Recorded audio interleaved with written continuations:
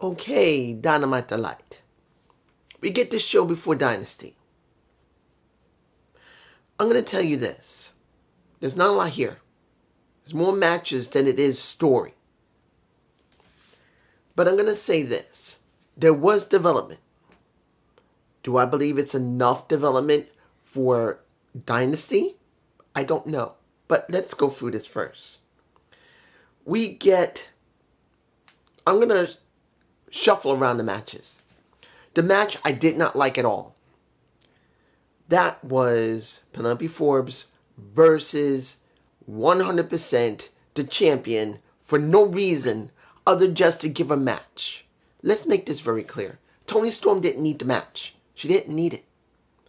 The person that really didn't need it was Penelope Forbes. I do not understand what is the point with Penelope. Look, I like Penelope. She has, to a certain extent, improved her style in wrestling. And when she talked, she didn't talk that bad. And she's a curvy, good-looking woman. But I do not understand what they're doing with her. We don't even know why she's with Megan. We don't. And she's been the punching bag almost every person she's gone up against. Tell me that any match she's done that she's won herself. She hasn't. She's lost almost every match she's done. And in many cases, to do work for other people. She's basically jobbing. Now, many people will say, well, fine, she's jobbing. But here's the thing. She's getting so much tired. It's angering me. They have women in the back. They got a roster of over 100 people. And they got a large amount of women in the back. And they're only using 2 women. 2.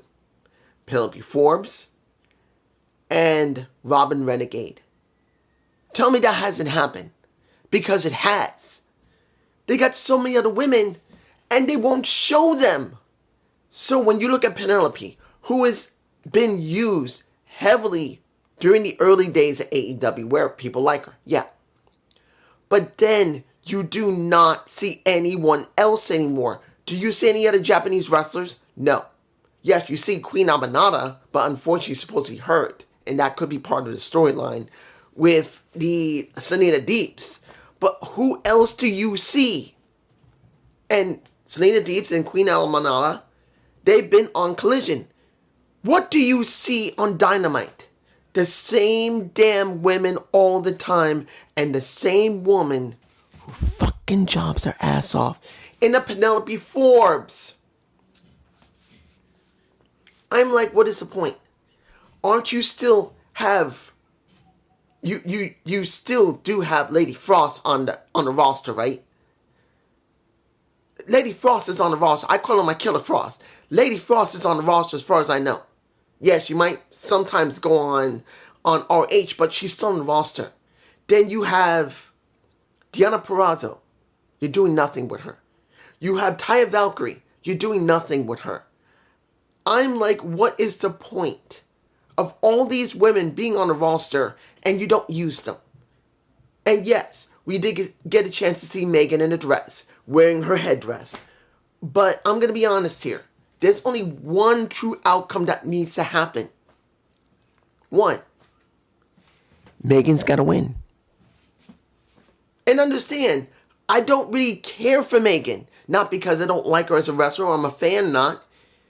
It's because who else do they have? Look what's going on when it comes to Athena. Finally, they're using Athena on the main roster, but it's with the TBS title, which is fine. And now you're using Harley Cameron, who now has become a favorite to people. And that moment we had with them, fine. But where's the rest of the damn women?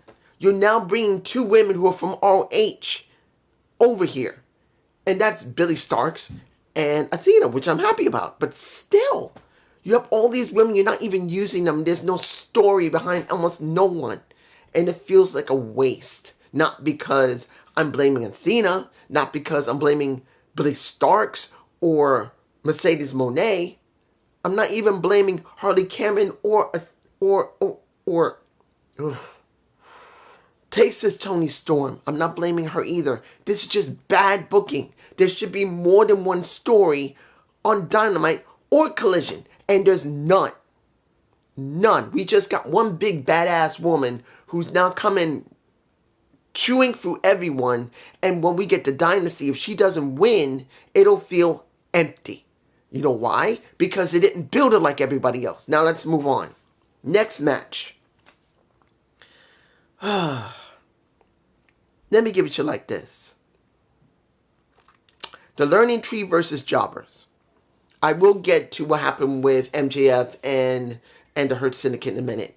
But seeing that match, I'm like, yes, the Hurt Syndicate, and unfortunately Shelton wasn't there because of what's going on with the tornadoes in the Midwest. So it's understandable. But the Learning Tree has now had 2 matches. 2. Against Top Flight, and now this Jobber match. That's it.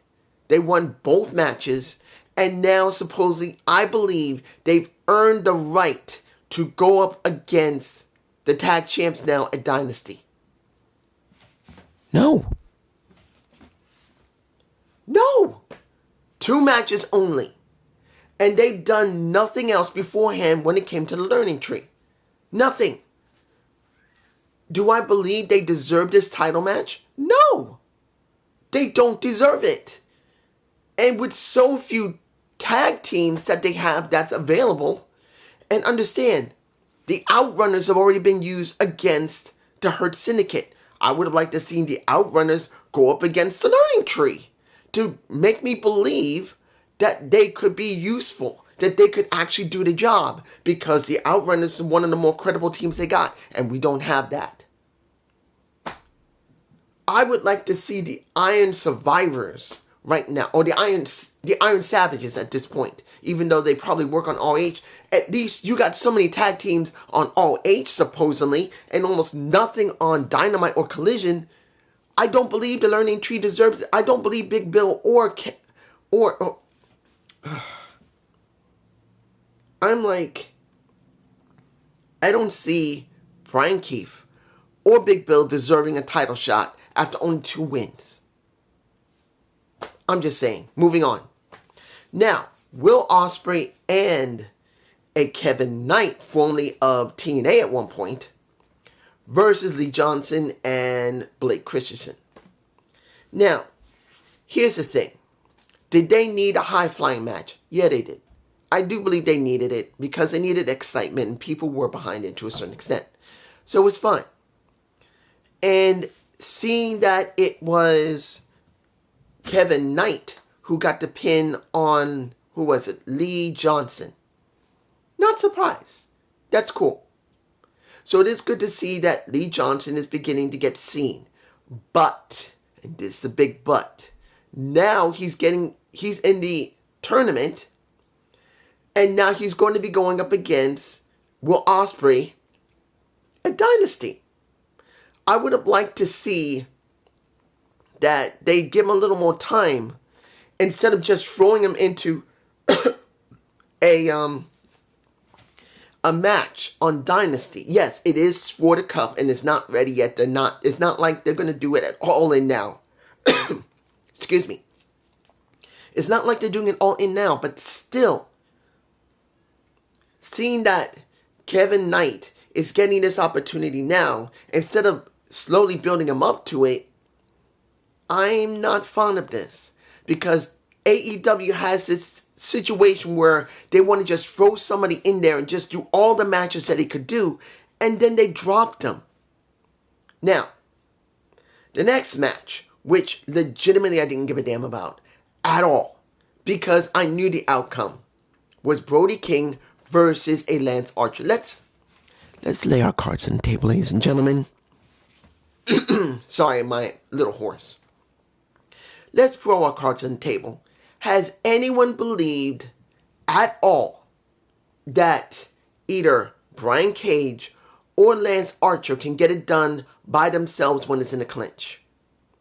No. Everyone knows they just use them to promote other storylines. They are oversized jobbers. That's what they are. Because if they were supposed to be meaning anything, the murder machines should have already gone and dealt with the Hurt Syndicate. They should be important, and they're not.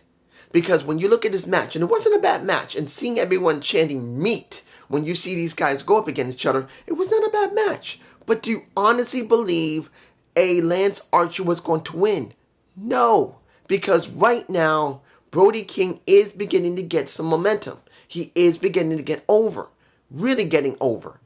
So I didn't expect Lance to win here. And if he had won, that would have been stupid. But let's make this very clear. When it comes to Brody King, he used a job. But then people realized that Brody, after he worked with Darby Allin, is good.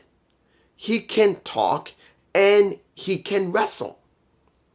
We need to do something with him. One of the rare big men that actually gonna push. And when it comes to Lance Archer, who came in the first 2 years of AEW, who is well known and well respected in Japan, and people knew him, they've done nothing with him.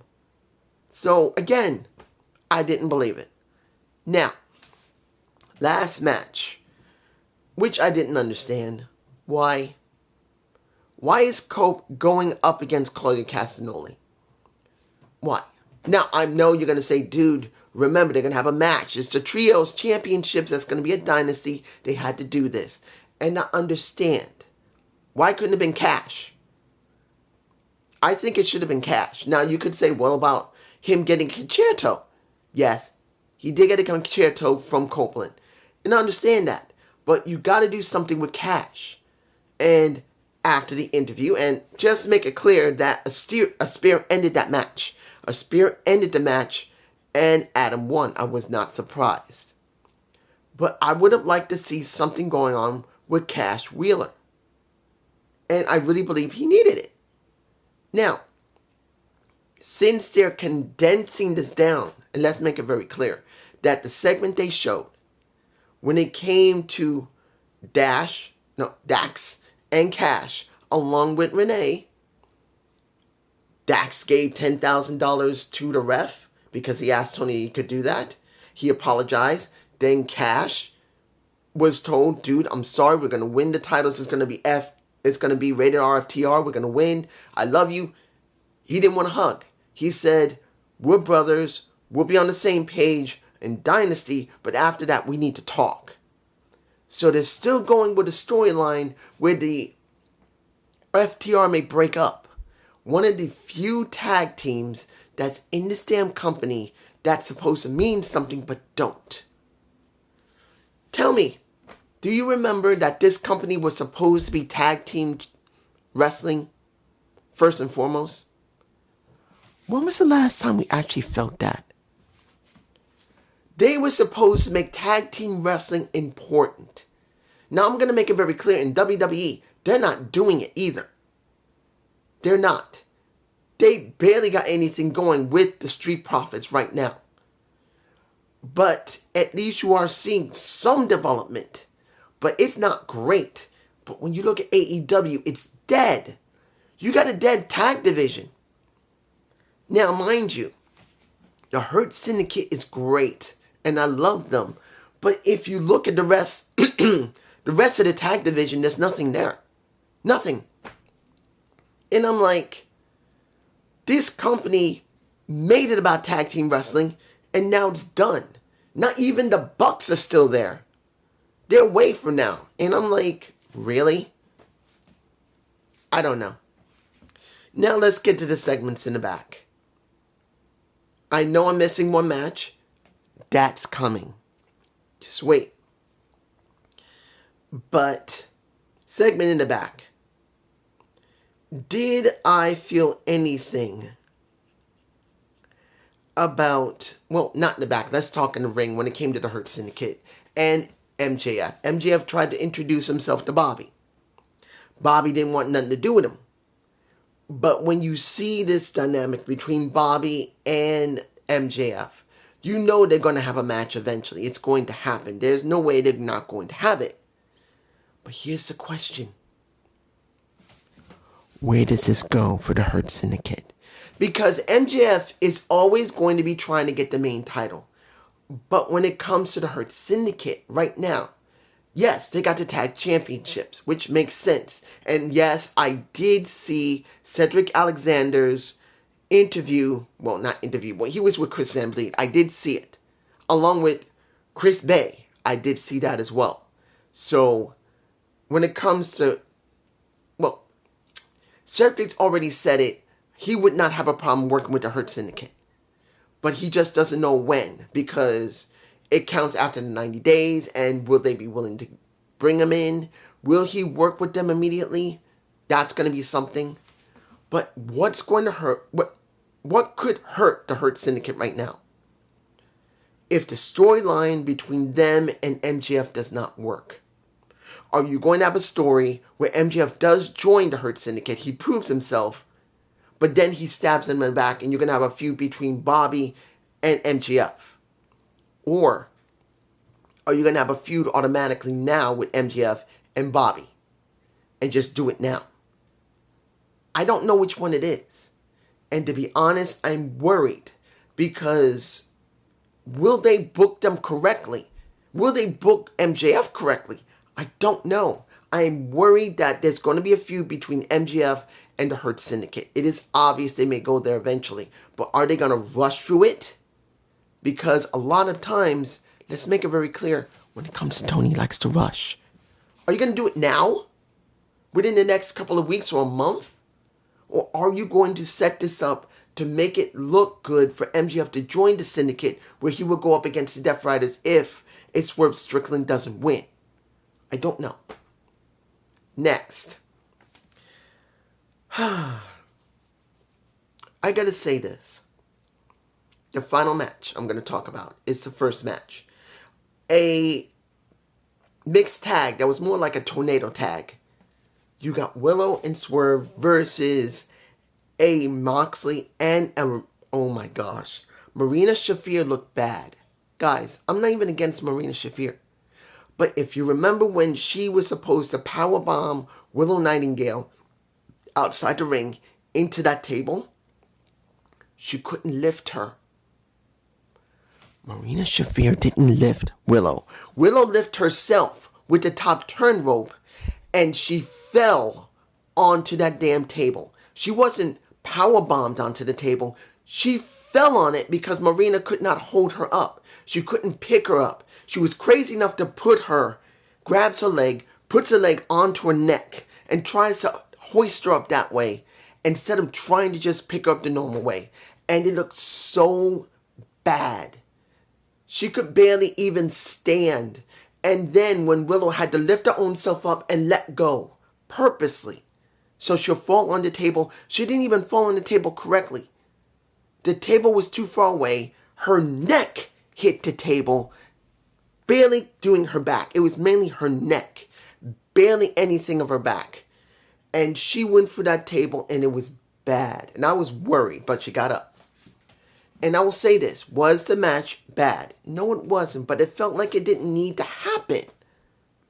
If you're going to do something with Marina Shafir, trying to build her up to be a credible threat to either Mercedes Moné or a Toni Storm, why are you still working with Moxley? And then, when it was all said and done, and you see that Willow shoved Moxley, and he went for a table, and when the match was over, it was Marina Shafir getting pinned by Willow because they didn't want to have Moxley or Swerve pinning each other, that was fine. Seeing the paradigm shift to a Willow Nightingale did something. And this is what was needed. You got Swerve being humanized. Now, he's still one of the most dangerous men there is. But him saying what he said after that match and in the back where Willow's neck is being checked. And he said, Moxley, you know the messed up neck she has, and you still did this? Now, he did put her over. I want to make it clear that Willow was put over by Swerve, making it very clear that she was willing to get into the ring with two of the most dangerous men. And she didn't care. Good. I'm glad that she was put over. And then he said, you knew about her neck, and you still did this? I'm coming for you. And he made it very clear. He didn't go after Renee. They could have been crazy enough, which it could have worked, to inject Renee Paquette into this, because that is Moxley's wife. Even though she's not a wrestler, you could have Swerve saying, you know your husband has done something wrong. I should do something wrong to you. Like that. Just like that, as he was talking with her. But they didn't go there. But when you see the ending of the show, you see him chasing down, or at least trying to chase down Moxley, trying to look for him, and you see, again, humanizing, or turning him more face, of a Swerve Strickland by Hangman Page. Because Hangman made it very clear, I will never let you become a champion. Never. I will do whatever it takes. And he's telling Hangman, you need to let this go. You went to my home. He said, you burnt down my house. And he said, you deserve it. And he says, yes, I did. And when he went, what? Shoving away the security. He said, yes, I did deserve it. And you see Hangman going like, what the blue fuck did I just witness? This bastard who did all this to me actually admitted that he deserved what he got. That means he actually admitted he did wrong to me and my family. And he marches away. We get the Death Riders coming in, throwing him through not a table, but a glass window that was conveniently set up.